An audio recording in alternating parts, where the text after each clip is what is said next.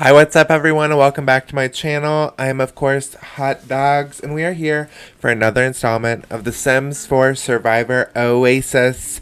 And when we last left off, we had a full tribe swap. We switched everyone up into different tribes. I mean, some stayed the same, but other than that, we had our luxury competition where the green team lost and the red team won a brand new kitchen. So that's where we're going to pick up here on day 15. The red tribe is arriving back from the luxury competition, and they're actually able to check out the brand new shipping container that is opened up with a full kitchen inside of it. Of course, Vesepia and Tina are the first ones to check it out. I feel like they're the stereotypical moms of the group. I feel like any older woman that goes on any kind of TV show, like Survivor or Big Brother or something, they automatically get casted as the mom. So it's just ironic that, of course, they're the ones to go and check out the kitchen and be the ones that hang out in there. And as you'll notice, actually, this becomes Tina's new sort of area, her little domain. It used to be the campfire, but since the tribe swap, it doesn't seem to be doing it for her. And the kitchen soon becomes like Tina's shipping container. And then, of course, we have Nina coming in and grabbing herself some milk. And just sits there for no conversation whatsoever. There's kind of some awkward tension between the two of them. You think they would want to be staying together since both of them were originally on the red tribe together, but I don't know, they haven't been trying to get any closer since the tribe swap. And I think Nina has definitely been mainly focused on Fabio. In the last episode, they had their first kiss and they woohooed. So I think that's definitely been her number one priority is Fabio. As we see, maybe he is going to take over the campfire instead of Tina, as he got it to light without lighting himself on fire. And now he's doing push-ups. He is the only guy on this tribe. Everyone else is a female, which is kind of fun that of all the guys left, Fabio is the one that is in charge of this group. We see that Vesepia is outside cleaning the grill, even though now the grill isn't really in any use with their kitchen. I mean, I guess if they want that nasty burnt grill flavor, they can totally go ahead and do that. And we see that as soon as Fabio starts talking to Natalie, Nina comes out fully naked from the bathroom. It's like she can't have any, like a second of Fabio's attention not on her. I see right away she's pissed off to see them talking, to see that her naked isn't going to distract him immediately away from her.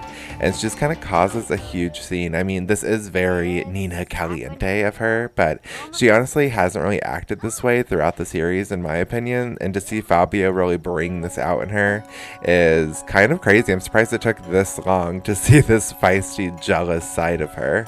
And then instantly she just puts a smile back on her face and starts cleaning. Just pulls, some plates out of her hoo-ha and cleans them. And Tina is just hanging out in the kitchen by herself. As I said, this becomes her domain, and this is what she does all the time now. She almost kind of secludes herself. It's her own little private area, and she really hides out there. As we see, Nina's display hasn't really changed Natalie and Fabio from talking. They're both just working on their hobbies, still communicating, still having a good time. And I think Nina kind of comes back out and is like, feels a bit stupid. She puts her clothes back on and slowly tries to, flirt with Fabio and get back with him. And he takes it. I mean, why not? It seems to be going pretty well. But then as soon as she tries to get physical with him, he totally rejects her. And I think a lot of that had to do with Natalie being right there, him knowing that it wasn't genuine, it was just to get back at her. I think Fabio is a lot smarter than he leads on, especially. If you watch the show and you know who Fabio actually is, you know that he played the idiot card. So, he's showing that he's not trying to do that now. And of course, Nina's rightfully upset and tries to vent to Natalie, which, I don't know, of all people to try to bond with, Natalie, I wouldn't think is the one.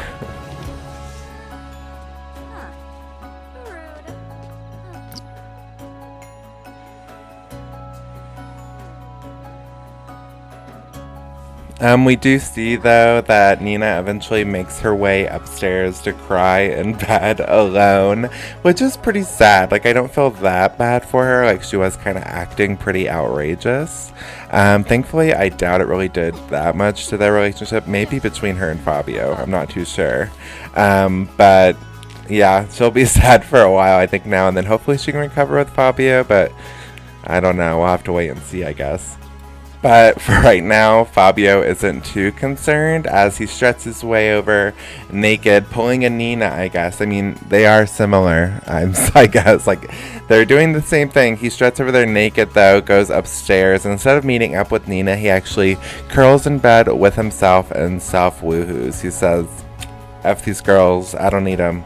All I need is myself. Like, I'm the only man here. I'm gonna do the job right. So he takes it into his own hands and says screw Nina, but not literally.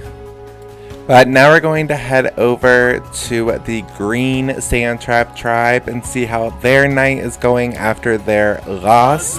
Before this tribe swap, the green team was on a winning streak. They had won almost all of the luxury competitions.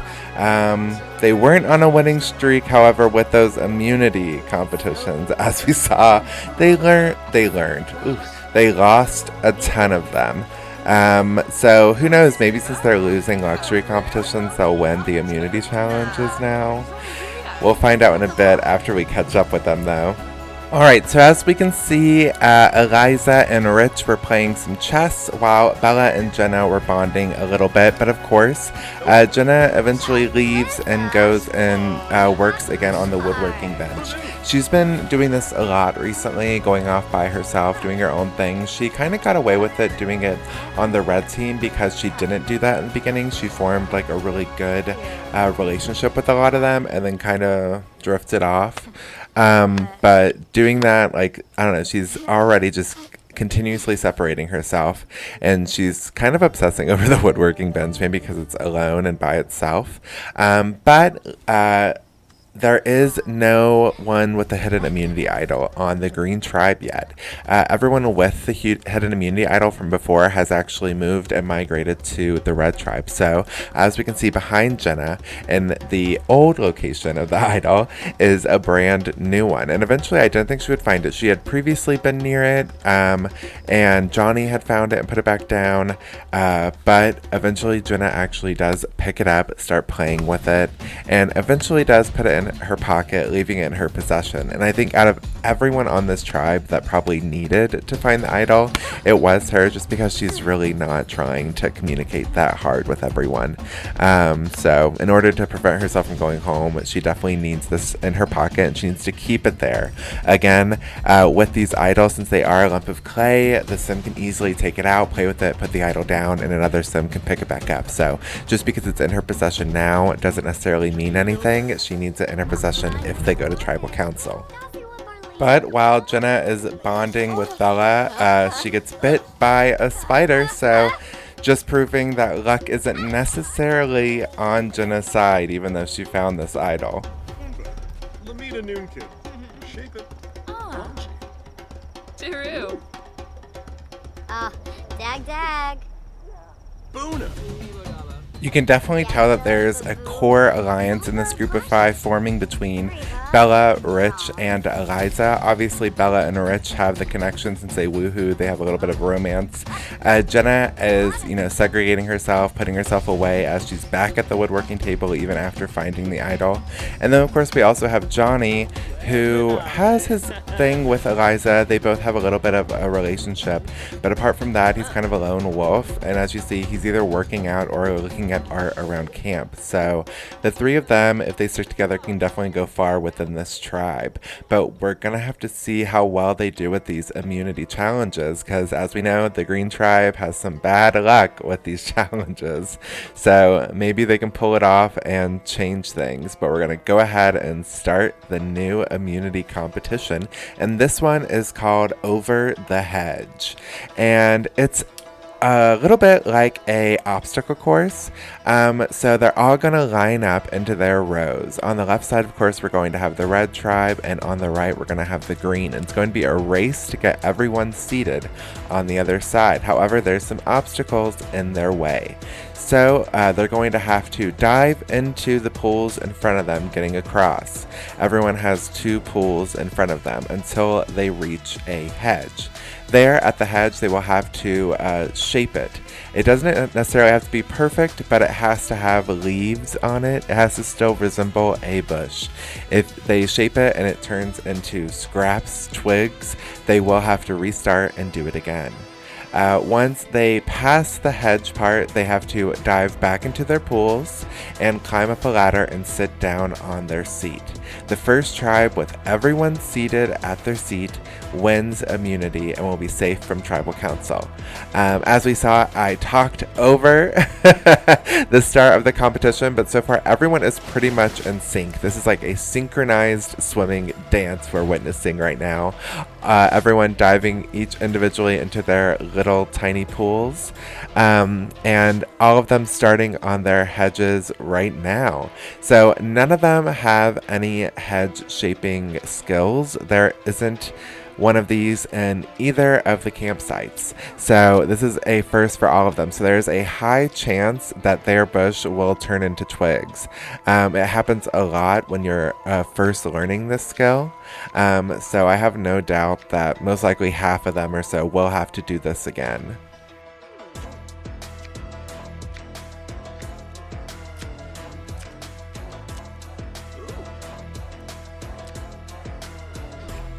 I gotta say, I do wish that with this, like the bushes in your lot or the ones that you create will become untidy and you would have to clip them. Like, I wish this skill was for something. It's only good for doing this as far as I know, and gardening, I suppose, but I wish, everyone's bushes got messed up. As we see, both Tina and Bella's shrubs were just scraps, so they are going to have to restart, along with Rich and Johnny.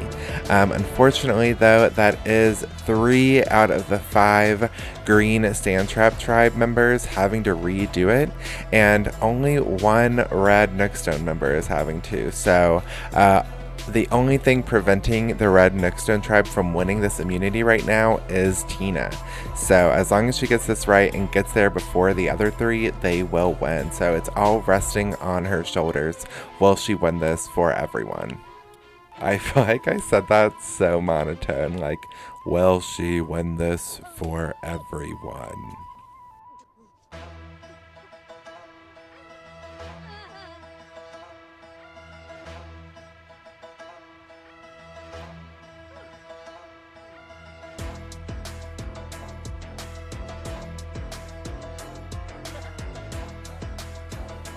All right, and just like that, Johnny, Rich, and Tina all clip their shrubbery into a decent shape, all apart from Bella, which means only one thing. Bella's going to have to redo it, and because Tina was the only one left, automatically, before she even has to get to her seat, the red Nookstone tribe has won this immunity competition. So far, the green sand trap tribe is still continuing their bad luck with the immunity.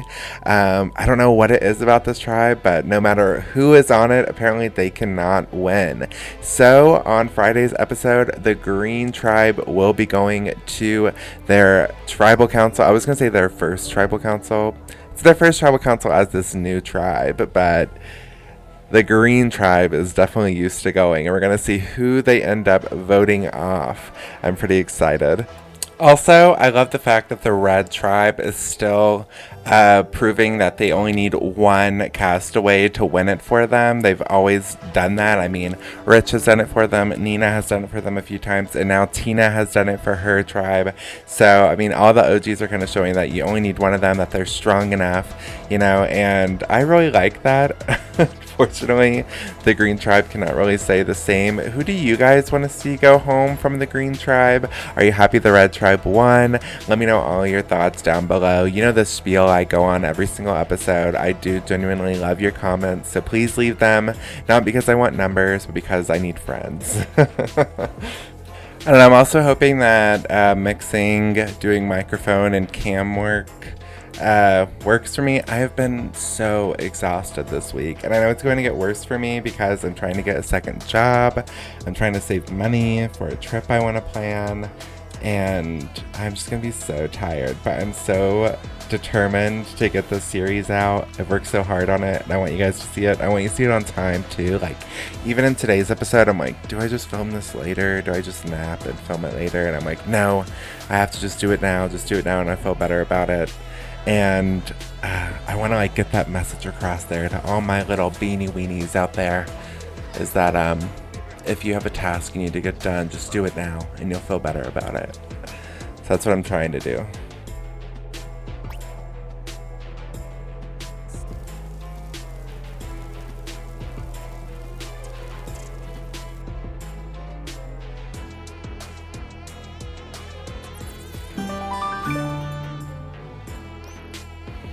Alright, so we are going to take a little trip down to Oasis and see what they're doing down there. I loved Oasis so far, but they only have a limited amount of slots left. They got 2 more, so whoever goes home on Friday, and then next week is the last week before all of them compete to see which one of them returns. So hopefully all of them are working up on their skill points. As we can see, Brant and Cochran are both in the gym working out, doing their thing. And Aliana does eventually come and join the 2 boys as well. And the 3 of them train and talk and bond together while they're doing it. I still can't believe that Aliana is the only female here in Oasis. It's insane. This would never happen in a normal Survivor season, I don't think. It's normally very male dominated. So to see it actually happen here in the Sims 1 is pretty iconic. Erwin is over here at the bar practicing his mixology skill while Brian is floating along on this pizza float. That's kind of all he ever really does. Like, everyone else practices on their skills apart from Brian. Brian just kind of relaxes and enjoys Oasis for what it is. We see that Nervous is over here scrubbing down some laundry. Even though it is work, I feel like it is nice for them to at least have clean clothes, and the normal campers cannot say the same about them. And then Aliana has stopped working out to go and fire dance, which is always my favorite.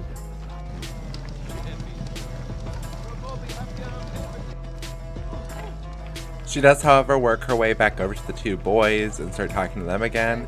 And it's sad because you like see all these different friendships blooming and stuff like that. But, you know, no matter what their relationships are here, it doesn't really matter because only one of them will be coming back from Oasis. So no matter how close they get to any of these people here on Oasis, it's not going to affect the game or continue very much longer. So that does kind of suck. It also sucks to think that soon this twist will be over and we won't see any more of these guys until the reunion at the very end. So I'm not ready to see some of these go home.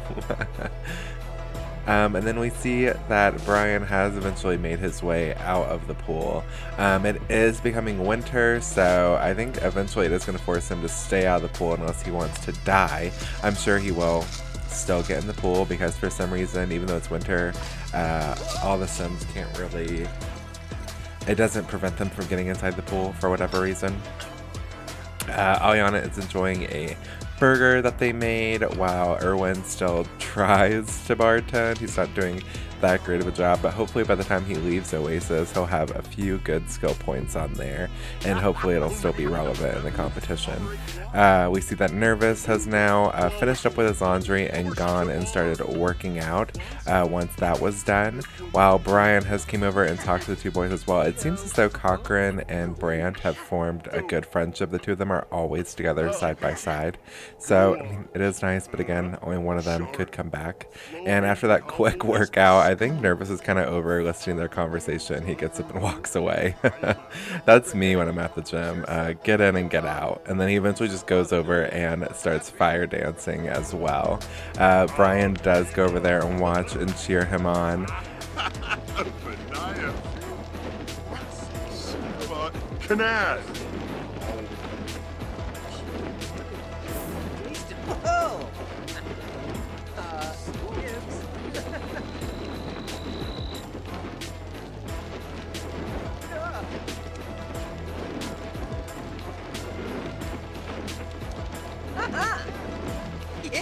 Nabo. Oof tubba dubby. So the sun is beginning to rise on day 16 now officially, and we see that once Nervous was done dancing, he eventually makes his way over to the garbage and starts scrummaging around through there. Not too sure what exactly he's looking for, but to each their own. He should be looking after those bugs instead of going through the trash, but whatever. And then, of course, like I said, it seems as though Cochrane and Brant have gotten really close. They're just sitting beside each other. They don't really interact that much unless people come over to them to interact. The two of them just kind of sit and watch the other group. They're kind of split up into their red and green tribes a little bit right now, as Brant and Cochrane kind of watch over the remaining green tribe members of Aliana, Erwin, and Brian, as of course Brian has slipped and is now doing the chicken dance per usual. It's the go-to move around here. Why, Joe Baba? Arpanogo? Jarju. And we see that Nervous has finished up in the garbage. Maybe he was looking for spare horseshoes that were lying around, because as we can see, he has now made his way over to the horseshoe pit area. I don't know what that's called exactly. And is playing a game of horseshoe. I actually had one of these in my old house when I was in high school, and I played it like once and never did it again. It's the most boring game ever, but I guess if you have nothing else to do, it's alright. We see that Brant is kind of doing some more chores around the place, lighting on the fires, making sure they're going, and then also hanging up the laundry that Nervous finished. He's now putting it up on the line, so they all have some fresh clothes as the sun is now rising.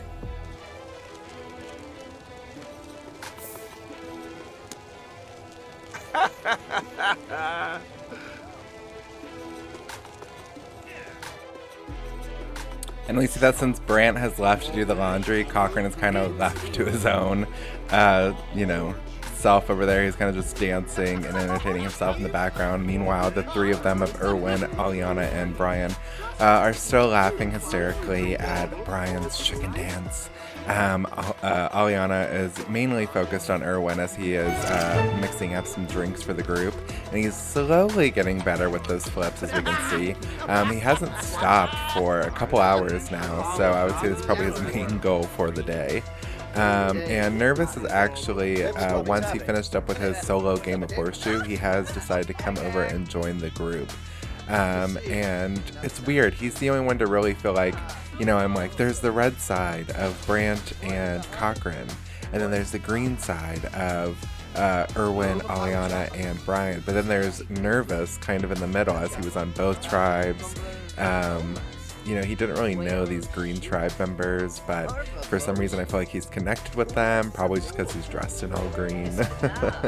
I don't know. We see that Brant has reached out into that new group. He's eating with them, talking with them in the morning. Brant's a really friendly guy. I don't think he purposefully distanced himself, unlike Cochrane, so that was his main issue. That's why he was the second person voted out. We see that Brian has gone off and taken his spot on the pizza. That's like his throne. He's constantly just floating over there and relaxing, eavesdropping on the conversation from a distance, which is probably what I would be doing. But again, with winter coming, he is going to be forced to get out of there.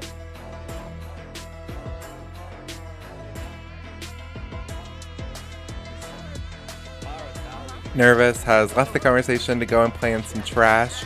Apparently that dumpster diving earlier was not enough. It didn't fill his trash need, and instead he needed to play in that little pile of trash they had left, and now he's instantly bored and kind of looking around to make sure no one saw what he just did, as he runs off, I think, to get back into the dumpster. Yep, Nervous just loves trash, apparently.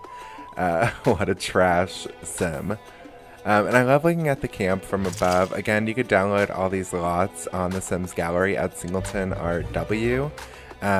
So make sure you do that. Also leave a comment on my page, follow. I have a bunch of different things, and after this series I have a few different builds, so if you guys like my builds, let me know, or if there's anything that you want me to improve, all that kind of stuff, let me know down in the comments below. I'm a very lonely wiener. And as we can see with the laundry that Brant hung up isn't even done yet, and Cochrane is already working on a second load of laundry, so I think partially it's just something to do, but also I didn't include any hampers around camp, so clothes clothes piles just kind of accumulate everywhere. So I think they all just kind of naturally want to get it off the ground. Nervous has left the dumpster to go and hang out with his bugs. He's just like become completely filthy. He's like a weird caveman nowadays, just hopping around in trash, playing in bugs. He's very primal all of a sudden.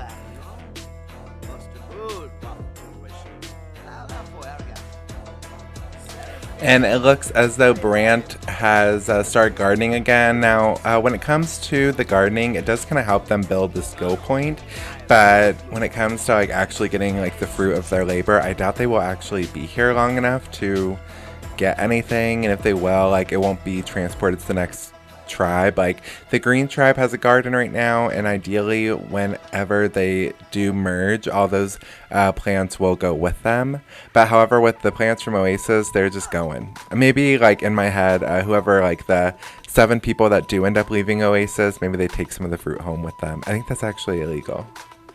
Whatever, maybe in some world it isn't. But Brand's working on that kind of peacefully by himself.